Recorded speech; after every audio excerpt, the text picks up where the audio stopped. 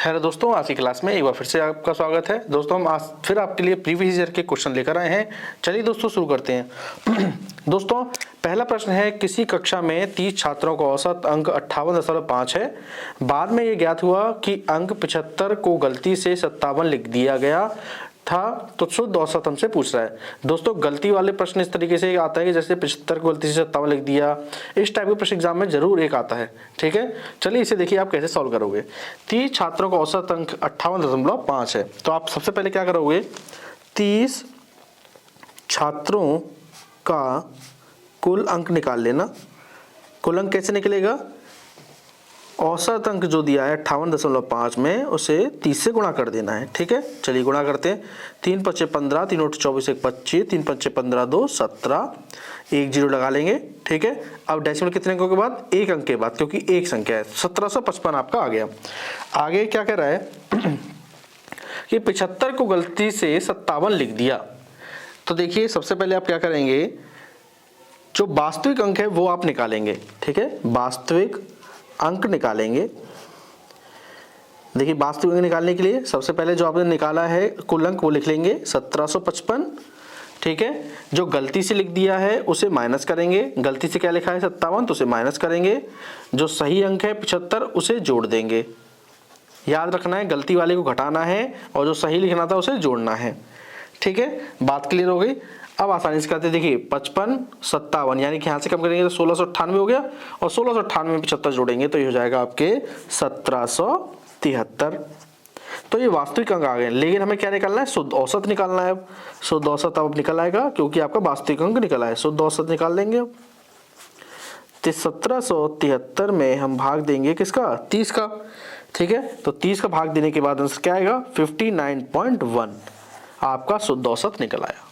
ठीक है दोस्तों, तो प्रीवियस ईयर के क्वेश्चन आपको इस तरीके से देखने को एग्जाम में जरूर मिलेंगे, गलती वाले।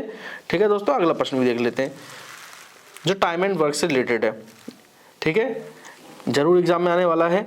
यदि XYZ एक काम को कम से 12 15 18 दिनों में पूरा करते हैं तो तीनों मिलकर कितने दिनों में करेंगे। तो आसान है, X Y और Z। X करता है 12 दिनों में, Y करता है 15 दिनों में, 18 करता है Z। तो 12 15 18 का आप एलसीएम ले लेंगे, तो 12 15 18 का एलसीएम कितना आएगा, ये हो जाएगा एक बड़ी से बड़ी संख्या देखिए जिससे ये आसानी से कट जाए। ठीक है, तो बड़ी से बड़ी संख्या क्या लेंगे हम, या तो फिर आप क्या करिए 12 15 18 का एलसीएम ले लीजिए। तो 12 15 18 का एलसीएम होता है 180। अब 12 का भाग उससे देंगे तो 12 का नाम 12, 12 पंचे 60, 15 का नाम 15, 15 दूनी 30, 18 से जाएगा 10 बार, तो 15 12 और 10। ठीक है, अब इन्हें जोड़ लेंगे यहाँ पर, तो 5 2 7 1 2 3, तो ये आ गया 37।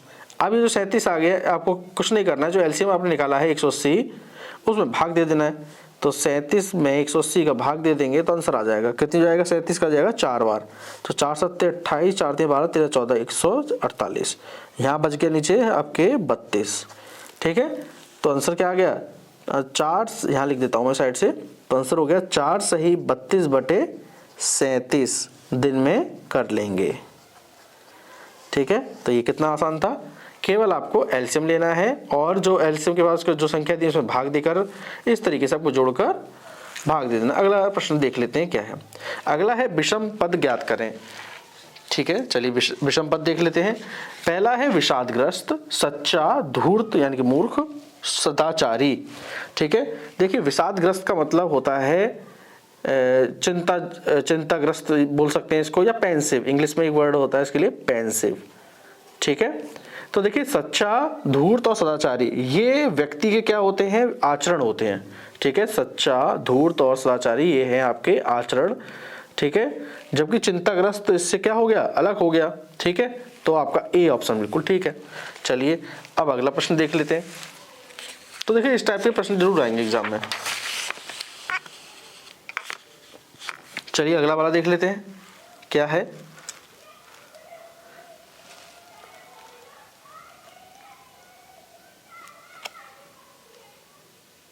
ठीक है, चलिए पढ़ते हैं। शीला मीना से बड़ी है, कामनी नालिनी जितनी बड़ी है।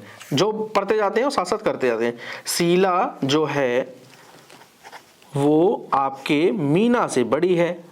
ठीक है, मीना से बड़ी कौन हो गई, शीला। यहाँ तक बात क्लियर है। कामिनी नालिनी जितनी बड़ी है, यानी कि नालिनी और कामिनी दोनों क्या हैं, आपस में बराबर हैं। ये भी बात सही है। आगे देखिए लिखा हुआ है नीतू सिंधु से छोटी है। तो सिंधु से छोटी कौन है, सिंधु से छोटी है नीतू, ठीक है, जो नलिनी के बराबर है। देखिए जब जो लग जाए तो जो लगा होता है, देखिए दो नाम दिए हैं नीतू सिंधु में, जो दिया होता है जस्ट पहले, जो से पहले जस्ट पहले नाम लिखा हो उसके लिए, जो नलिनी के बराबर है। तो देखिए नीतू सिंधु पहले क्या है सिंधु, तो नलिनी के बराबर कौन हो गई, सिंधु, ठीक है, नलिनी के बराबर क्या हो गई, सिंधु। ये बात क्लियर है आपको, ठीक है, नलिनी के बराबर सिंधु हो गई। एक बार ये पढ़ लेते, नीतू सिंधु से छोटी है जो नलिनी के बराबर है। नलिनी के बराबर कौन है, सिंधु, ठीक है, सिंधु यहां पर आ जाएगी, कोई दिक्कत नहीं है, ये बराबर है इसके, और नीतू इसके नीचे आ जाएगी, यहां तक कोई दिक्कत नहीं। आगे बढ़ना पड़ेगा।